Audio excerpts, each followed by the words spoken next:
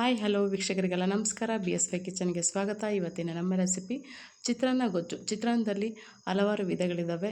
ನಿಂಬೆಹಣ್ಣು ಚಿತ್ರಾನ್ನ, ಟೊಮೊಟೊ ಚಿತ್ರಾನ್ನ, ಮಸಾಲ ಚಿತ್ರಾನ್ನ, ಹೀಗೆ ವಿಧವಾಗಿ ನಾವು ಮಾಡ್ಕೋಬೋದು. ಆದರೆ ಇವತ್ತು ನಾನು ಮಾಡಿರುವಂಥದ್ದು ಹುಣಸೆ ಹಣ್ಣಿನ ಚಿತ್ರಾನ್ನ.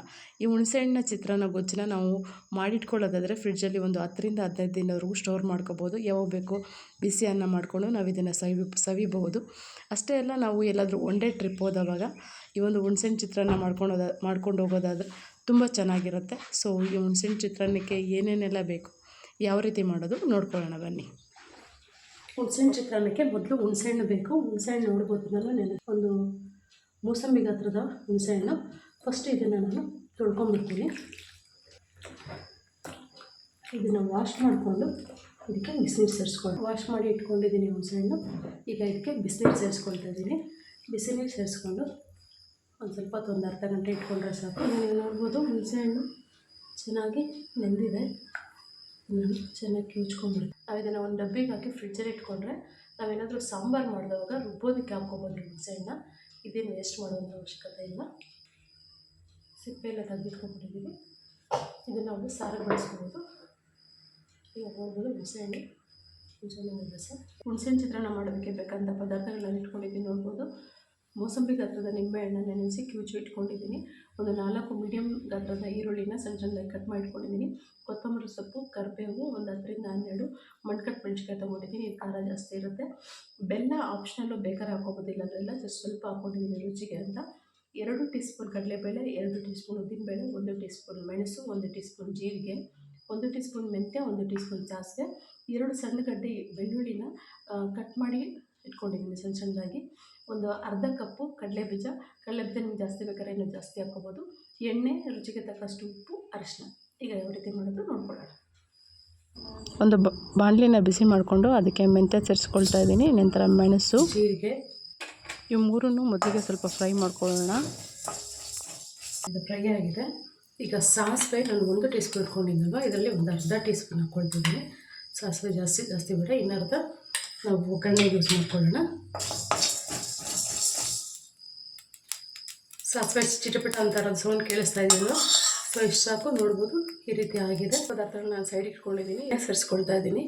ಎಣ್ಣೆ ಸೇರಿಸ್ಕೊಂಡು ಕಡಲೆಪಪ್ಪನ್ನ ಹುರ್ಕೊಂಡ್ಬಿಡೋಣ ನಾವು. ಎಣ್ಣೆ ಬಿಸಿಯಾಗಿದೆ. ನಾನು ಕಡಲೆಬೀಜನ ಸೇರಿಸ್ಕೊಳ್ತಾ ಇದ್ದೀನಿ. ಕಡಲೆಪಪ್ಪು, ಉದ್ದಿನಬೇಳೆ, ಇದು ಮೂರನ್ನು ಫ್ರೈ ಮಾಡ್ಕೊಂಬಿಡೋಣ. ಇದನ್ನು ಫ್ರೈ ಮಾಡಿ ಸಪ್ರೇಟಾಗಿ ತೆಗೆದಿಟ್ಕೊಂಬಿಡೋಣ ಫಸ್ಟು. ಇದು ಕೆಂಪಾಗಿದೆ. ನಾನು ಇದನ್ನು ಒಂದು ಪ್ಲೇಟ್ಗೆ ತೆಗೆದಿಟ್ಕೊಂಡ್ಬರ್ತಾ ಇದ್ದೀನಿ. ನಾವು ಹುರ್ಕೊಂಡಿರುವಂಥ ಪದಾರ್ಥಗಳೆಲ್ಲ ತಣ್ಣಗಾಗಿದೆ. ಈಗ ಇದನ್ನು ನಾನು ಕುಟ್ಕೊಂಡು ನುಣ್ಣಗೆ ಪುಡಿ ಮಾಡ್ಕೊಳ್ತೀನಿ. ನಿಮಗೆ ಒಂದು ವೇಳೆ ಕುಟ್ಕೊಳೋದು ಇಷ್ಟ ಇಲ್ಲ ಅಂದರೆ ಮಿಕ್ಸಿಗೆ ಹಾಕಿ ಕೂಡ ನುಣ್ಣಗೆ ನೀವು ಪುಡಿ ಮಾಡ್ಕೋಬಹುದು. ಈ ಒಂದು ಪುಡಿ ಏನಿದೆ ಹುಣಸೆಹಣ್ಣು ಚಿತ್ರಾನ್ನಕ್ಕೆ ಬೇಕಾದಂಥ ಮೇಯ್ನ್ ಇಂಗ್ರೀಡಿಯೆಂಟ್ ಅಂತಲೇ ಹೇಳ್ಬೋದು. ಇದನ್ನು ಹಾಕೋದ್ರಿಂದ ಒಂದು ಒಳ್ಳೆ ರುಚಿ ಅಂತೂ ಸಿಗುತ್ತೆ. ಈ ಎಣ್ಣೆ ಜೊತೆಗೆ ಇನ್ನು ಸ್ವಲ್ಪ ಎಣ್ಣೆ ಸೇರಿಸ್ಕೊಳ್ತಿದ್ದೀನಿ. ಎಣ್ಣೆ ಬಿಸಿಯಾಗಿದೆ. ಸಾಸಿವೆ ಸೇರಿಸ್ಕೊಳ್ತಾ ಇದ್ದೀನಿ. ನಂತರ ಬೆಳ್ಳುಳ್ಳಿ ಸೇರಿಸ್ಕೊಳ್ತಾ ಇದ್ದೀನಿ. ಕಟ್ ಮಾಡಿರುವಂಥ ಈರುಳ್ಳಿನ ಸೇರಿಸ್ಕೊಂಡು ಈರುಳ್ಳಿ ಟ್ರಾನ್ಸ್ಪರೆಂಟ್ ಬರೋವರೆಗೂ ಇದನ್ನು ಸ್ವಲ್ಪ ಫ್ರೈ ಮಾಡ್ಕೋಬೇಕಾಗುತ್ತೆ. ಈರುಳ್ಳಿ ಸ್ವಲ್ಪ ಫ್ರೈ ಆಗ್ತಿದ್ದಂಗೆ ಕರಿಬೇವನ್ನ ಸೇರಿಸ್ಕೊಳ್ತಾ ಇದ್ದೀನಿ. ಕರಿಬೇವು ಸೇರಿಸ್ಕೊಂಡು ಆದಮೇಲೆ ಕಟ್ ಮಾಡಿ ಸೇರಿಸ್ಕೊಳ್ತಾ ಇದ್ದೀನಿ. ಖಾರ ನಿಮ್ಮ ಖಾರಕ್ಕೆ ಅನುಗುಣವಾಗಿ ಸೇರಿಸ್ಕೊಳ್ಳಿ.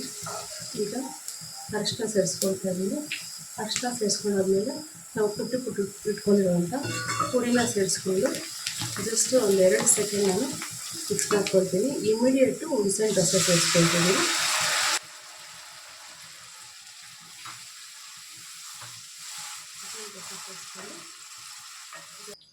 ನೆಕ್ಸ್ಟು ಬೆಲ್ಲ ಸೇರಿಸ್ಕೊಳ್ತಾ ಇದ್ದೀನಿ. ಬೆಲ್ಲ ಆಪ್ಷನಲ್, ನಿಮ್ಗೆ ಬೇಡ ಅಂದರೆ ಸ್ಕಿಪ್ ಮಾಡ್ಬೋದು.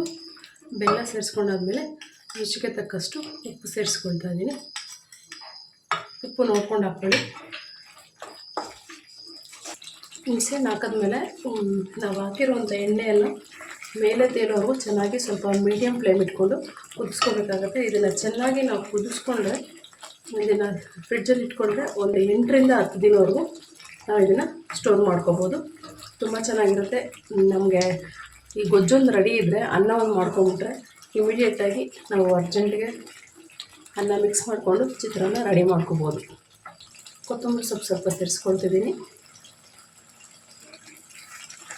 ಕೊತ್ತಂಬರಿ ಸೊಪ್ಪು ಸೇರಿಸ್ಕೊಂಡು ಮರಿಬೇಡಿ. ನಾವು ಹುರಿದಿಟ್ಕೊಂಡಿರ್ತೀರಲ್ಲ ಕಡಲೆ ಬೀಜ, ಇದನ್ನು ಕೊನೆಯದಾಗಿ ಸೇರಿಸ್ಕೊಳ್ತಾ ಇದ್ದೀವಿ. ರುಚಿಯಾದಂಥ ಹುಣಸೆಹಣ್ಣಿನ ಚಿತ್ರಾನ್ನ ರೆಡಿ ಇರುತ್ತೆ. ಈಗ ಬಿಡಿಯಾಗಿ ಅನ್ನ ಮಾಡಿಕೊಂಡು ನೋಡಿ ಏನು ಸಖತ್ತಾಗಿದೆ ಅಂದರೆ ಬಿಸಿ ಅನ್ನಕ್ಕೆ ಕಲಿಸ್ಕೊಂಡು ತಿಂತಾಯಿದ್ರೆ ಸೂಪರಾಗಿರುತ್ತೆ. ಇಷ್ಟ ವೀಕ್ಷಕರೇ, ಈ ಒಂದು ರೆಸಿಪಿ ನಿಮಗೆ ಇಷ್ಟ ಆಗಿದರೆ ಒಂದು ಲೈಕ್ ಮಾಡಿ, ನಿಮ್ಮ ಫ್ಯಾಮಿಲಿ ಆ್ಯಂಡ್ ಫ್ರೆಂಡ್ಸ್ ಜೊತೆಗೆ ಶೇರ್ ಮಾಡಿ. ಸುಲಭ ಮತ್ತು ರುಚಿಕರವಾದ ಅಡುಗೆಗೋಸ್ಕರ BSY ಕಿಚನ್ನ ಸಬ್ಸ್ಕ್ರೈಬ್ ಮಾಡಿ, ಬೆಲ್ಲೈಕನ್ನ ಒತ್ತಿ. ಮುಂದಿನ ಅಡುಗೆಯೊಂದಿಗೆ ಸಿಗೋಣ. Happy cooking.